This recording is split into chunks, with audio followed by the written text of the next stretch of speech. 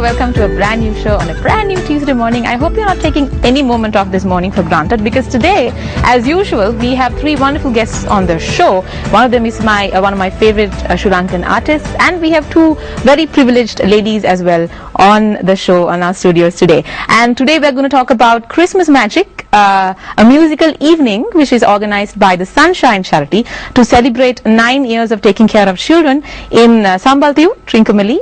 And today we have on our show two very privileged trustees from the Sunshine Charity, Ms. Sharada Deseram and Roshan Perez. We also have Mr. Dukshan Pera on the studio. Good morning. Good morning. Good morning. Are you feeling good this morning? Yes. Down, still sleepy, or is everything all right? No, feeling great. Okay. Completely awake. Completely awake. I'm glad. I'm very glad. So, are you morning people? I am for one, yes. Okay. Sometimes. Sometimes, depending on your work, I'm sure. I'm definitely a morning person. All right. So before we move on to speaking about Christmas Magic, which is a celebration of the Sunshine Charity of 9 years of educating children, funding children in Sambaltiu, Trincomalee, why don't you tell us something very briefly? Why don't you tell the audience about the Sunshine Charity and what it does? Shall I go? Yes. Yeah. Sunshine Charity was established as a tsunami project. Yes. And we thought of the eastern province, because when we were exploring what we should do, we were advised by UNICEF that what was really needed at that time was a daycare center. Okay. So we decided it has to be a daycare center, and then we were very lucky to find an excellent local partner in the Grace Education Center that had a lot of experience in Trincomalee. So we met, and you can't run any of these projects without a local partner. So that's how we founded the charity and the project, which is the establishing of a daycare center. All right. So this started in 2004, right after Tsunami 5. 2005. All right. So from 2005 to 2009, how has the progress of the Sunshine Charity been so far? From 2005 to 2013. Yes. Right.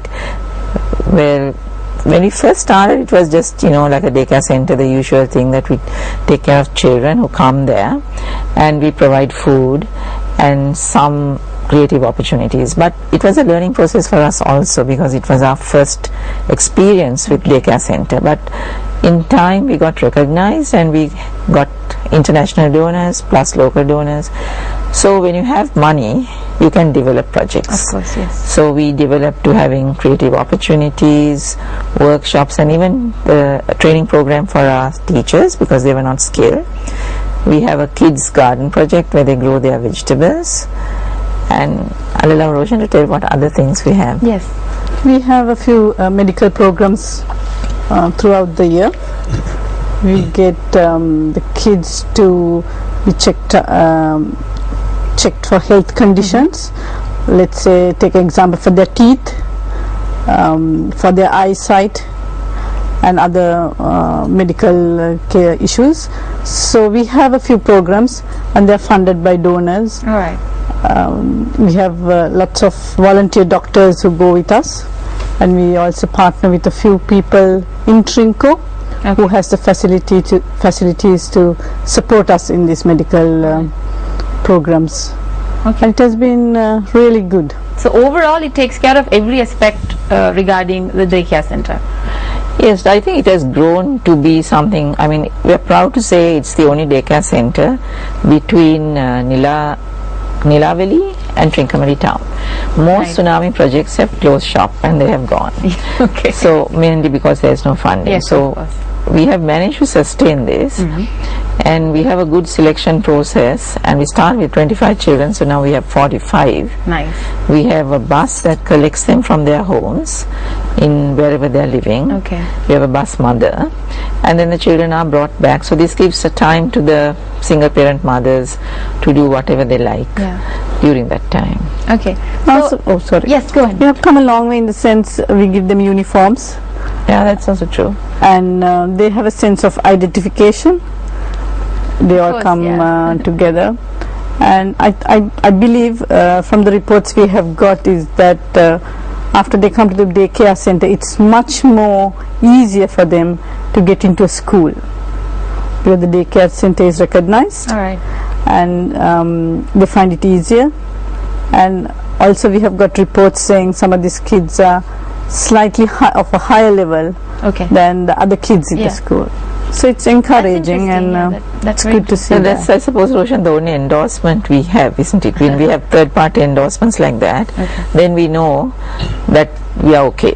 Right. When we don't have a feedback from others, then we are not sure. Yeah. And I think one of the things we can be proud of is that the Child Protection Office in Trincomalee, that they actually send us now children who are abandoned, which means they also are know, recognizing. So you mentioned that everything is done voluntarily. How many volunteers are contributing to this project right now? Because since 2004, how has been the commitment of the volunteers, and how many other donors that you have publicly involved into the project? The trustees are naturally volunteers. We have our own jobs, so we don't take any administrative costs. Okay. So we give our commitment to that. Volunteers in the sense we have children from our local partner. Right. He runs an orphanage. They run an orphanage. Okay. So those children, when they come back from school, they like to come and do things with our little children. Right. That's one side of volunteering. And also our website attracts, I think, volunteers. We had recently a person from Italy who had seen the website and called us and said whether she can, go and do workshops with the children for 1 week. Yeah. So I think volunteering is something that we encourage, and we have received a lot. I mean, it's something I think Sri Lankans also like to do. That's very encouraging to have even international volunteers coming in and being absorbed to some kind of project like that. So we have a small slideshow ready at the moment. So let's go and move into that before we move on to the next question. There you go.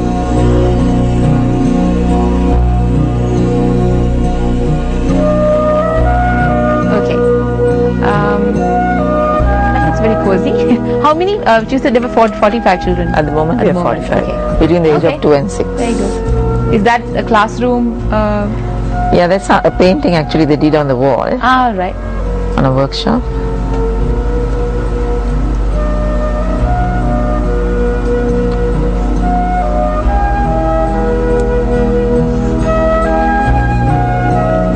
These kids come from all sorts of ethnicities, all sorts of communities. Yeah. The bottom line is that they are actually poverty-stricken True. and vulnerable children. And most of the parents, like you said, are single parents, affected by. I mean, that area is predominantly Muslim and Tamil. Okay. So we don't look for the ethnicity, but take them Of course, as yes. the backgrounds.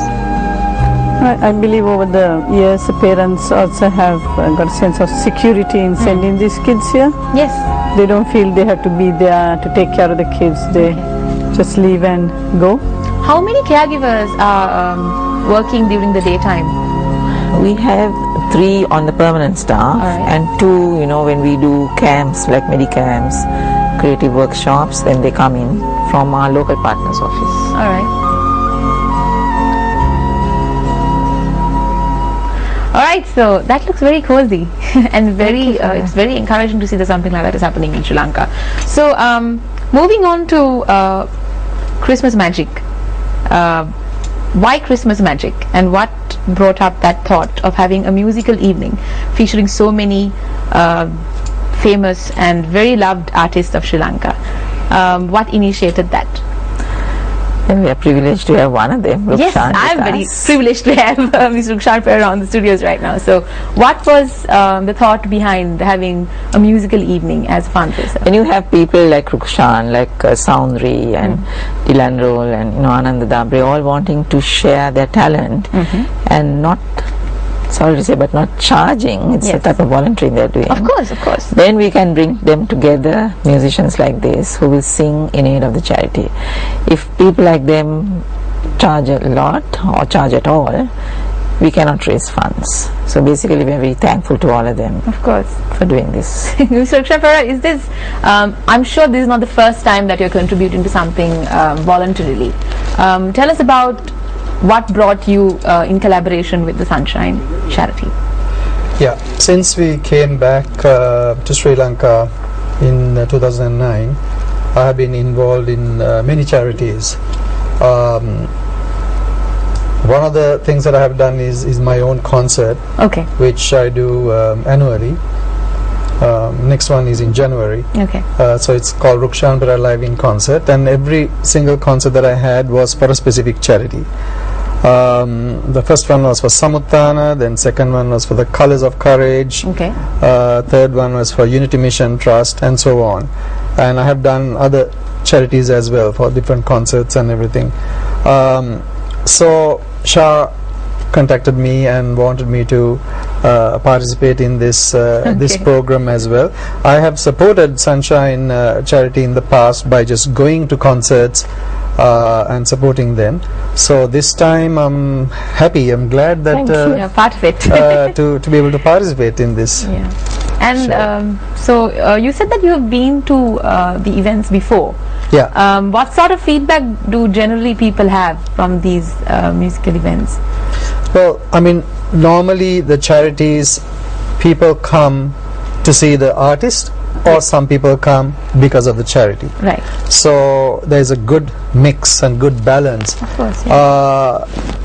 And they show in the concerts also, they tell you what the charity is all about, and then people like the fact that they are there and they're helping these children, specifically for the Sunshine charity. It's all children. Okay. So they always have a very good they are very, very happy that they Yes. come and support I'm sure. this, I'm this sure they charity. are. Yeah. Do you have a passion for providing facilities for children, very specially? Because there, I know that different volunteers, different people who have they have different passions when it comes to volunteering, when it comes to different charity projects. Some people like working with young women. Some people like working with young men or young adults, aged people. Some like working with children. Is that one of your passions as well? I was generally asking. Yeah, I have worked with many other charities that have children as well. Okay. Now, talking of the Sunshine charity, I mean, this is specifically for children who are affected by tsunami. Yes. And as we all know, tsunami, 35,000 people, we lost 35,000, and about 1 million were displaced Yes, at the of beginning. course, yeah. So these children that Sunshine charity helps, I think some of them, they don't have their parents, some lost their brothers and sisters and all that. They pretty much lost their lives. So it is a pleasure to be able to help them in some way for me. And yes, there are other charities that I have been working as well. There's another one that is called the Unity Mission Trust. Okay. Yeah. What they do is they do a lot of reconciliation work. Yes. And in fact, I just came from a camp in Kilinochchi just 3 weeks ago. There was a camp called Unity Camp for children, for 500 children in that camp for 4 days. So yes, I have been involved in charities for children as well. It's a pleasure to have someone who has the heart to do something like that, isn't it? On that note, we are going for a very short commercial break, but on the other side, we have more interesting things to talk about, the Sunshine charity and also Christmas magic. So don't go away.